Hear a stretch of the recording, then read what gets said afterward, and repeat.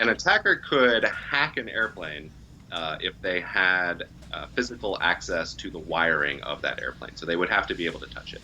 The research that we produce today is concerned specifically with small aircraft. So think of like a small four-seater Cessna type plane. Department of Homeland Security issued an alert this morning about these findings, essentially reflecting what we said in our report about how owners of these aircraft and people who are responsible for the maintenance of these aircraft need to make sure that the physical security around them, like fences, locked doors, guards, things like that, are up to snuff. Like you don't want to have bad guys touching your aircraft, which is kind of a no-brainer.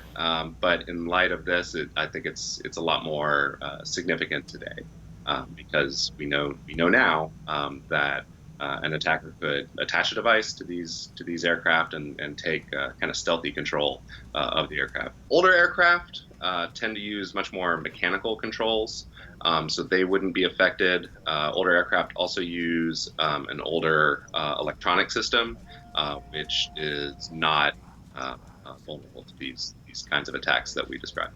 The CAN bus network that lives in these small aircraft are essentially the central nervous system of the aircraft. They connect, engine sensors to the avionics panel that the pilot uses.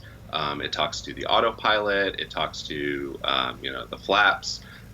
Pretty much everything that has an electronic sensor or control on it is connected to CAN bus.